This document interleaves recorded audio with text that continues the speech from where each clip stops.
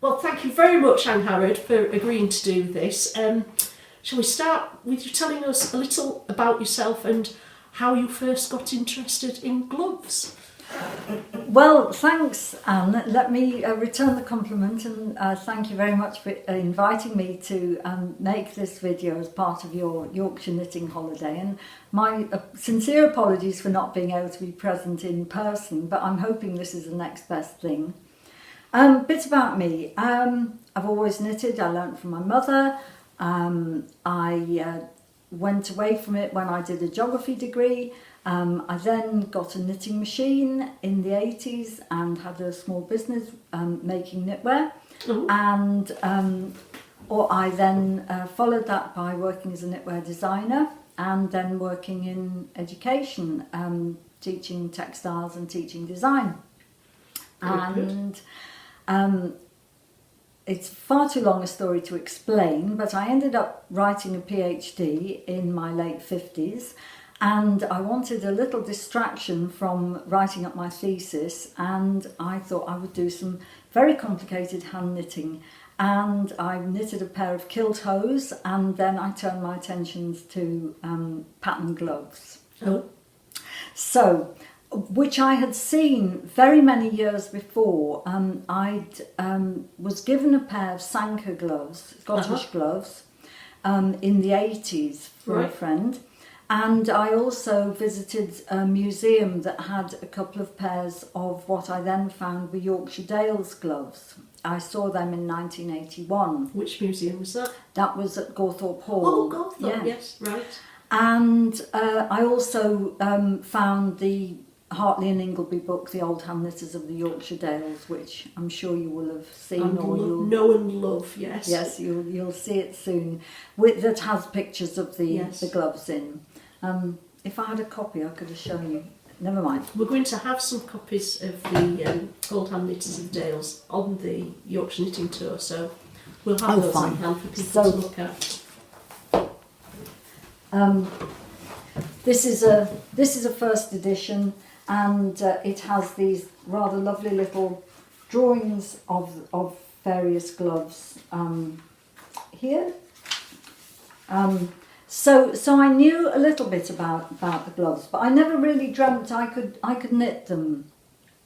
So in about 2011, I started seriously researching patterned gloves, which are found all over Europe, really. From Estonia, I have some samples here.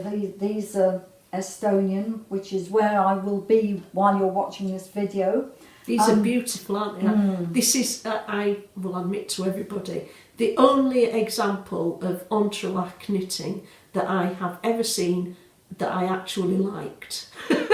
Well, it's so fine. It's so fine. Yes. And it's very difficult knitting this quite thick wool. It's a Shetland weight wool on 1.5mm needles. It's hard work making the needle come through the wool.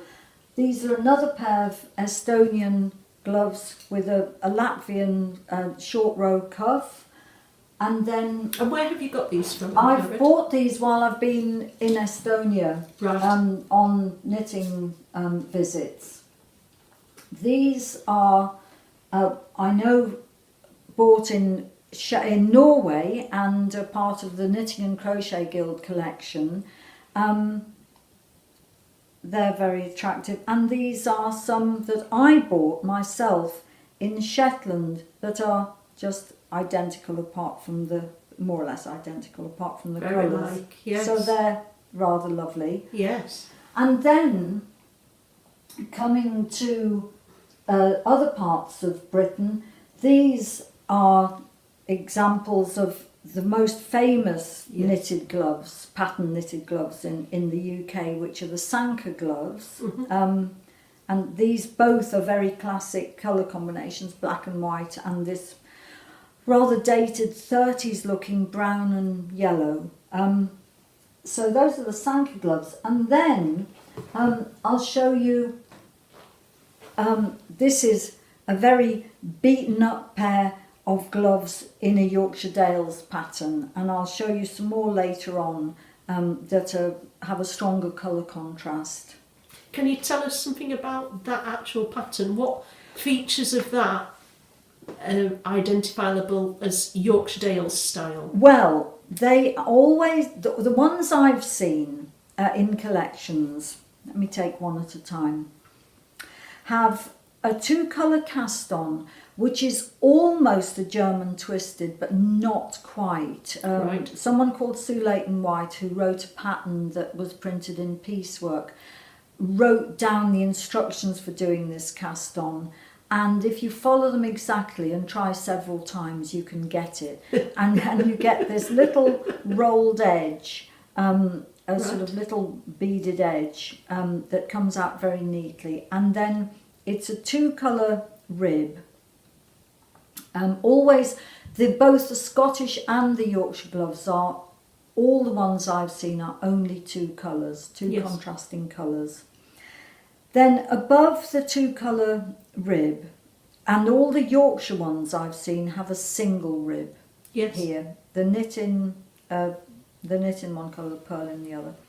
Then above that, there's either initials and or a date. Sometimes initials on one glove, sometimes a date on the other. Sometimes the initials and the date going all the way round. Sometimes initials and a little decorative panel the rest of the way. Isn't that something that also features on Sankar Gloves? Yes, they have. Is it exactly the same way that it features on Sankar Gloves? Yes and no. That's a fairly typical initial on a Sankar glove, and the rest of the band is just what I call a seeded stitch. And is that normal on Sankar? Yes. Whereas on the Yorkshire Dales we've got more of a pattern other than the. They seem to have this little diamond pattern mostly on there. Right.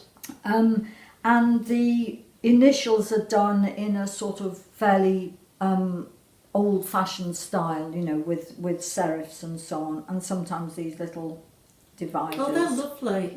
I use those spot things in quite a few of my patterns. Well, I didn't know that they were a feature of Yorkshire Dales Gloves. Yes. I've used them in my Pemberley sweater, which was one of my first ever, well it was in fact I think my first ever full sweater design. And I used that as the ground. It's quite handy, isn't it? It cuts down the length. I'm delighted to find it has a connection to Yorkshire Dales Gloves. Wow, great. And then above the band, what's that pattern above the name band? Above the name band, that is called Midge and Flea. Now that also occurs in some Sankar patterns because they're not all this grid pattern. And I'm just looking to see if I've got it in any of these others, and I don't think I have. It's basically a seed pattern, but every third row you fill in a little diamond, and they're interspersed with each other. I dislike knitting it very much. I find it quite tricky to knit. You've really got to keep an eye on it all the time. Yeah, it's difficult. Whereas, and is it not on any of those Sankar gloves you've got? No, it isn't. Although there is a Sankar glove called Midge and Flea. Right. It does seem to be quite an old pattern. It's mentioned on some of the other old gloves that we haven't got examples of. So would you say, even though we know there's far more Sankar gloves extant than there are Yorkshire Dales gloves, from what you've seen, would you say that Midge and Flea is more a feature of Yorkshire Dales gloves than it is of Sankar gloves? No, I think it's a feature of both of them before they had these other patterns added. Right. So the oldest gloves that I've seen are, I think, the 1846 C. Walton ones. Yes.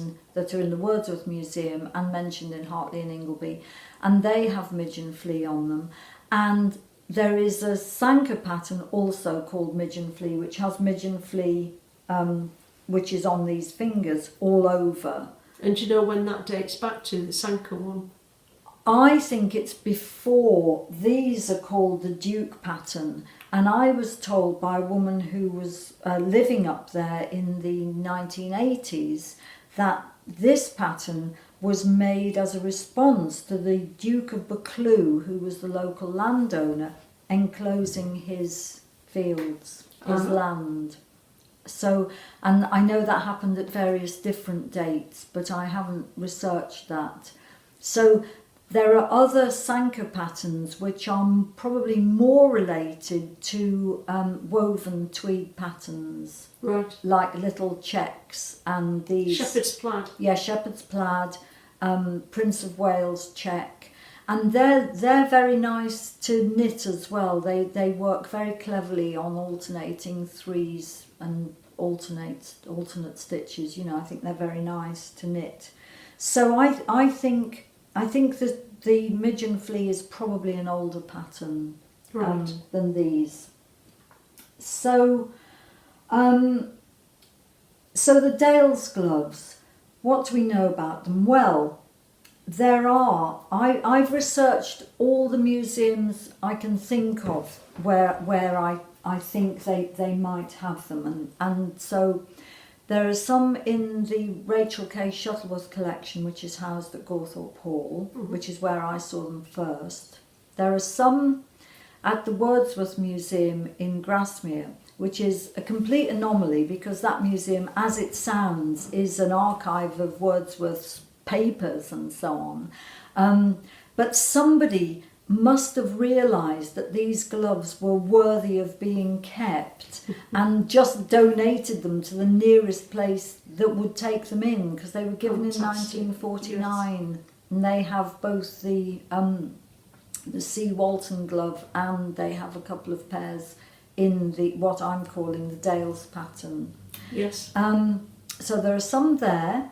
Then the Dales Museum, Countryside Museum in Hawes, is really a repository of the items that Mary Hartley and Joan Ingleby collected in the course of their writings about the Dales.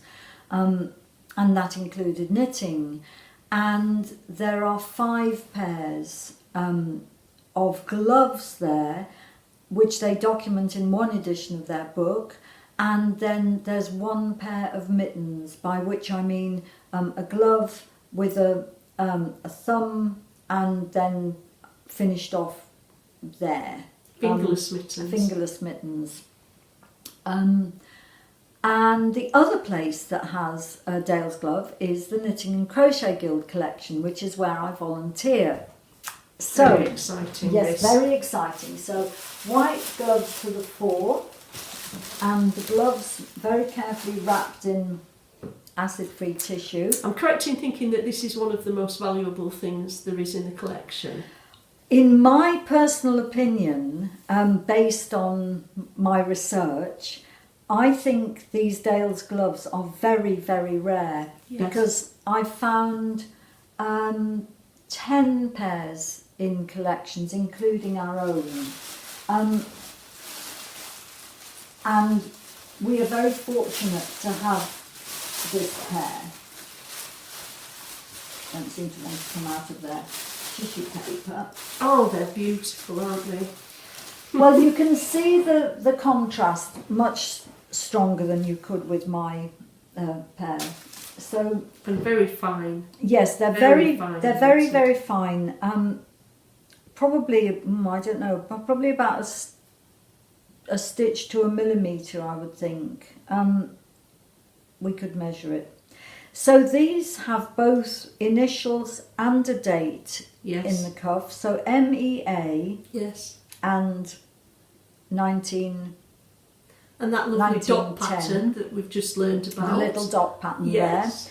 There. The cast on, the 2-colour cast on, which gives you this rather lovely sort of very tiny braided edge. Yes. And the 2-colour rib. Yes. And then above that, this little band of midgeon flea, which makes them long in the hand.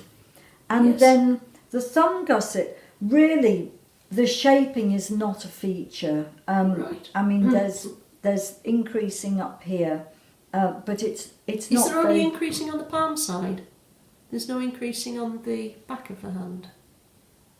There's a little increasing up the back of the hand, but I don't think it's symmetrical. No. And it's slightly offset. Oh, as that's you can interesting. See. Yes. All my glove patterns, I do symmetrical increases each side of the thumb.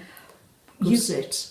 You can do them just up one side. Yes, I know. I've seen it done just up one side as well. But that's like a hybrid of them both then, isn't it? Yes. Fascinating. And then you can see the midge and flea pattern on the palm and the fingers very clearly there. And then on the back of the hand, this one has the little diamond pattern. Now there are variations of this. It's across either 9 or 7 stitches, and there's diamonds, or the other ones that I've found in collections are what's called adderback. Some people call it an adderback. Now you will hardly be able to see that because I knitted these for a friend, and she's a Yorkshire friend, and she wanted them in pink and orange, which I think is a great combination, very 60s. And but it doesn't show very well, won't show on camera. So that's an adderback. But I've got this is a pair that this is adapted for knitting machines. So that's adderback as well. This is so now we adderback can as see well. the Yes, adderback pattern on those. Yes. And they exist in collections with the adderback.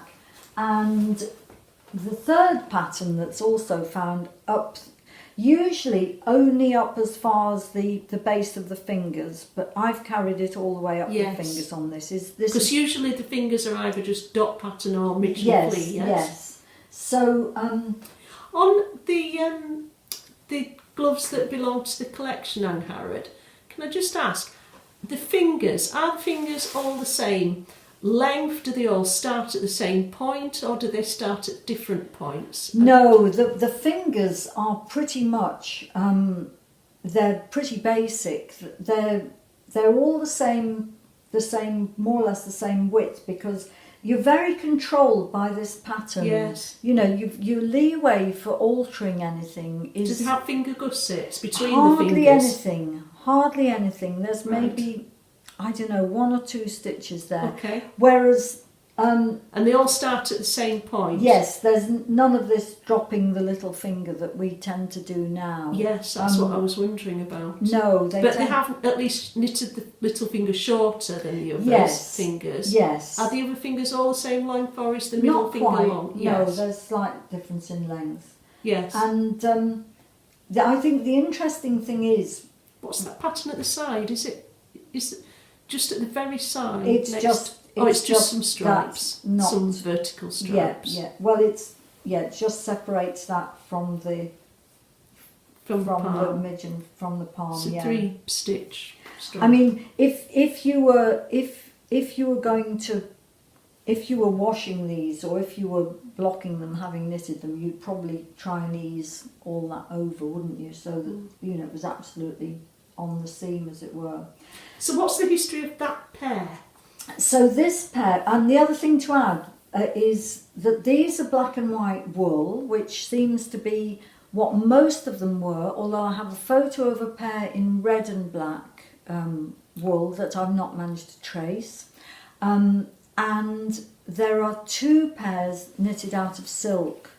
One of the Wordsworth pairs is silk, and one of the Hawes Museum is silk. And I think that there is a pair with the same initials in black and white wool, and another pair in silk, and I think that was for the vicar's wife. So a silk pair, even fancier than wool. The Vicar of Dent, is that yes. what you're talking about? Yes, he was Vicar of Dent, seemingly. So, so what were you saying? Sorry? The history of of this pair. This pair came into the collection, as far as we know, it came in I think it came in the 90s, from a textile dealer in Carlisle. But we had a note with them saying that they had belonged to a woman who had been headmistress of Dent School. Ah. Yeah. But the initials are not hers. Right. So whether she'd bought them on or not, we don't know. So she was headmistress of Dent School, but the initials aren't hers. No. And what's the date on the gloves again? Date on the gloves is 1910. Right.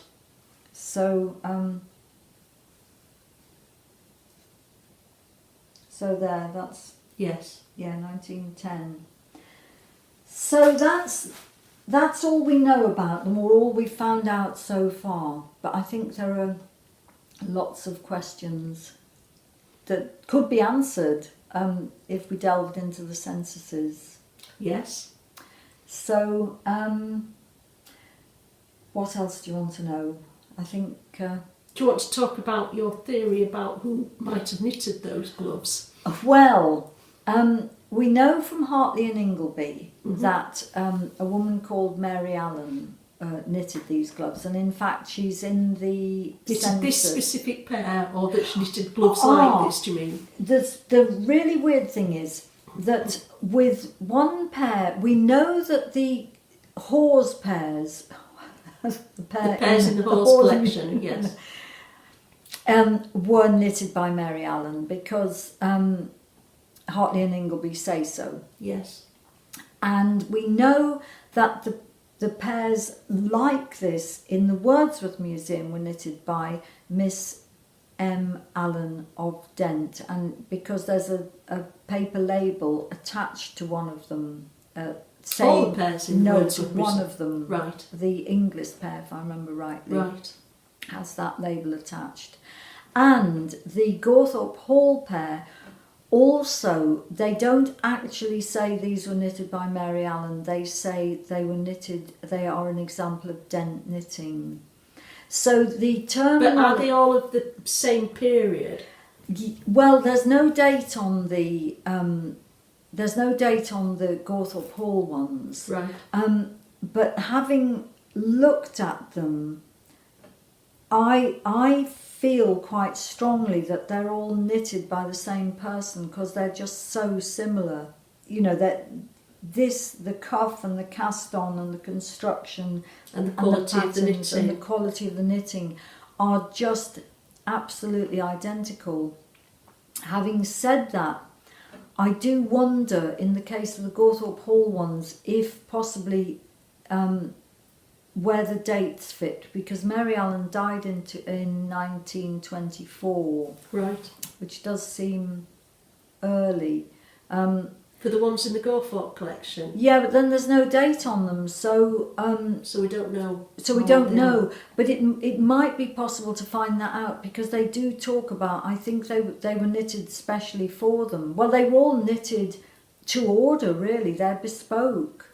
And who was Mary Allen then? Well, she was a woman who lived in this village called Dent, which was famed for its knitting, right from the late 18th century, and a local commentator called them the terrible knitters of Dent, as in the really amazing, brilliant, because there was so much knitting there. But seemingly her mother also knitted gloves. So why was there so much knitting in Dent, do you think? What? Well, I think there was a lot of knitting everywhere in the Yorkshire Dales, as there was in, say, lowland Scotland or mid Wales. You know, you've got sheep, you've got a relatively isolated population who desperately need to make extra money, and they'll do that any way they can. If there's a war on, there's a demand for stockings and what they call mittens, which I think were just fingerless gloves, very, very rough and coarse, or even jumpers. Even I read once that the trousers the troops wore were knitted and felted. So a lot of knitted Kilmarnock hats, bonnets, they were knitted. So they would knit because they had no access to any other kind of work, short of moving to the cities. So there was a lot of knitting, and I really have absolutely no idea how, but there are half a dozen pairs of patterned gloves dated from the middle of the 19th century across the UK. The C. Walton ones, a pair I saw in London a little while ago are 1838. There's The Seawalton ones, the 18 Wordsworth Museum yeah, ones. they're Yes. 1846. They're the ones that have a fringe. Yes, And they're the fringed. only ones that we know of currently, that we know where they are, that do have a fringe. Am I right about that? No, there's a pair in London that are fringed Oh, right. as well in a collection there. They're red and black with a full name and date round the base of the hand. Similar age though. Yes, I've just said 1838, but I think that might be wrong. I'd have to just double check. It's either side of 1840, thereabouts. So they're fringed, and then Hartley and Ingleby mention another fringed pair, but they're, we're not sure if they're still in existence or not. So fringing also found on Latvian mittens, and I've no idea why you would choose to fringe rather than knit a rib, because it's knitting a fringe is quite tricky. Yes. I've only tried it once, and then I crocheted mine on. So obviously you get better at it the more you did it. Yeah, so that's a bit of a puzzle really, like as so much else is, because there's obviously a link between the Sankar glove and the so-called Dent or Dales glove. Yes. But who knows what that is? My theory is that it's either cattle trading or lead mining. Yes. Because both areas have had lead mining. So there was a lot of toing and froing between the areas. Yeah. And they're not that far away really. Dent No. is on the western edge of the Dales, and the M6 wasn't built in those days, but even so, if cattle were driven up and down apparently. And the lead miners, interestingly, when they would go wherever they had to for work, they took their families. Mm. And although the men are said to have knitted as well, that if the rest of the family was there, then there's possibly a chance that other people were knitting too. So can you tell us some more about Mary Ellen then, who she was? Well, it seems as though she was just a resident of the village, Mm-hmm. although her mother appears in the census as well as a knitter. So people were obviously earning not necessarily a living, but some income from knitting. So she wasn't a hobby knitter, this was No. something she was doing commercially. She She did this for a living. Well, she did it to earn extra money. Right. How much of a living she made, although her son was interviewed probably in the 80s, 1980s, and he remembered her knitting, and he reckoned that she got half a crown for knitting a pair. That's 2 and 6 in old money, which is 12.5 pence in new money. So that would have been, in the 1910s. And that would have been a reasonable amount That's of quite money. a bit of money, yeah. I But think, there's a hell of a lot of work in a pair of yeah, gloves. absolutely. Yeah. I think my Welsh grandmother, made a quilt for 10 shillings, Right. and that was a lot of work. He also recalls his mother making a pair in a day, which I think is Nonsense. just physically impossible. No, that's nonsense. Absolutely. Yes. I mean, however fast you knitted and No, however much you it's pared not. down your shapings and things, I just don't think you could do it. No. So, really, very little seems to be known about Mary So this Ellen. wasn't her main income then? What do we Well, know? I don't know. What else she did? In one census, she appears as a maid. Right. In another, later, she does appear as a glove knitter. Right. And it's said that, the same as in Sankar, these were being knitted for people who were coming to the Dale or the place on a visit. I mean, Right. tourism would have been known, but not mass tourism. I mean, it would have been probably very wealthy people or the aristocracy who would be visiting. Hartley and Ingleby, say, for grouse shooting, and certainly that was true in Sankar. And this is So- very much towards the end of the knitting tradition in the Dales, Yes, isn't it? yes, Towards yes. the end of that period. Yes, so when tourism was beginning to develop. yes, and maybe yes, there was a railway, you see, yes. at the head of the dale. Right. In fact, I think it's called Dent Station on the Settle to Carlisle line. So people would be coming in, Right. and then they'd maybe say, "Oh, well, in this village there's a woman who makes these lovely gloves, and you know, if you're staying a week, then she'll make a pair with your initials in." That's what in Sankar it happened through one of the village drapers' shops. Right. But in Dent, she would have been there. Well, that's all fascinating, Angharad. Wonderful. That's what we know about the gloves. What don't we know? What is there still to learn, do you think, or that's lost to history? Well, I think there's quite a lot lost to history, like how come Mary Allen and reputedly her mother knitted these very, very fancy gloves when basically we think most of the knitting in the Dales was fairly workaday. Yes. Socks and stockings, hose seemed to be the real bread and butter. So there's that. Where did she get the fine yarn and silk yarn from? Where did the patterns come from? So, and then there are other gloves that are mentioned. I keep referring back to Hartley and Ingleby because they're really pretty much the only source we've got. And they do mention gloves from other parts of the Yorkshire Dales and in other patterns. And obviously we've got the C. Walton glove, which is very early, which we don't know who knitted that either. And it's in the same style. It's similar, yes. And there are other gloves from across the UK from around that time that we don't know who knitted them. So it's frustrating, but also quite exciting and challenging too. And I think there's more work that could be done looking up some of these names. And of course it's so frustrating to have a picture in a magazine of a pair of gloves, or actually a single glove, and that looks completely like the what I call a Mary Allen glove, a Mary Allen or a Dent or a Dales glove, only it's in red and black and it has a name on it that we've not been able to find. So I think that there's more work that could be done. As with so much knitting history, it's under-documented and quite often undervalued for the skill that's embodied in it.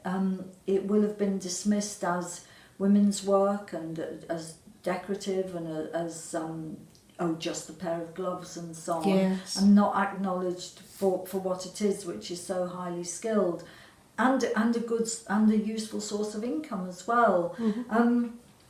So I think there's that which makes it a fascination.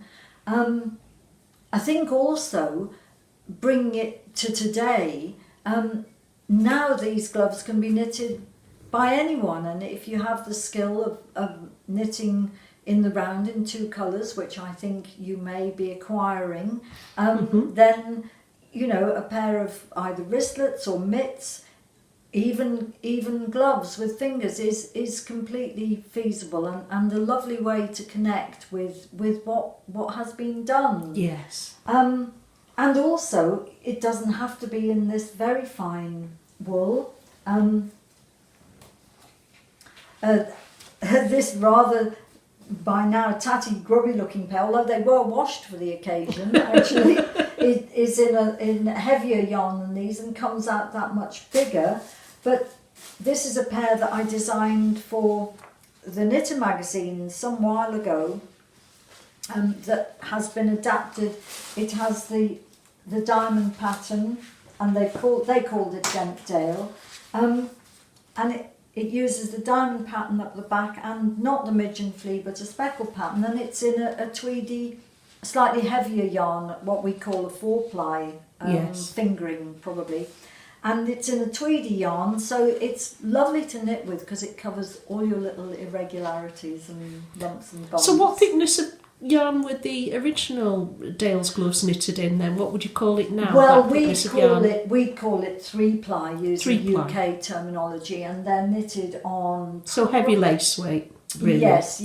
About 240, 50 yards to 2 ounces, that's very probably inaccurate, and knitted on a millimetre pin of maybe 2 or even 1.5, but fine. Yes. So so lots of history, lots of stories, and lots of gaps in the stories, and lots of possibilities of carrying on the story ourselves. Yes. Long it may continue. Well, as you know, me and Mary are hoping to delve into some of the history ourselves to see if we can turn up some things that haven't yet been turned up. We've got a few lines that we can follow through the genealogies that are available to us. It'd be great to be able to, for example, trace the Mary Moores pair. Yeah. If we can find out who Mary Moore was, possibly. So I know we're going to enjoy doing that. Angharad, thank you. It's been absolutely fascinating, and we're very grateful to you for being willing to do this, to talk us through this. I don't think I introduced you properly at the beginning of the video, so I'll just say this for everybody now, that Angharad's been a bit modest about who she is, of course, because we are, aren't we? And Angharad is a real expert in gloves, such an expert that she's actually responsible. She's been a curator in the, what's that online collection that you're yes, with? The Centre for Knitting and Crochet, which is the American, a similar organisation to the Knitting and Crochet Guild, invited me to curate their first online exhibition, which is still there, on Sankar Gloves, which I did jointly with Beth Brown Reinsel, whom some of you will know, and who we met when she was over in the UK a few months ago. So there's quite a lot of information there about the Sankar gloves, and it would be lovely to envisage something similar for the Yorkshire gloves. It would, wouldn't it? Yes. I think we should do that. Wonderful. Thank you very much, Angharad. And I don't know what else there is to say. Well, thank you for inviting me to do this, and have a wonderful knitting holiday. Thank you. I hope we are doing. Thank you. Bye.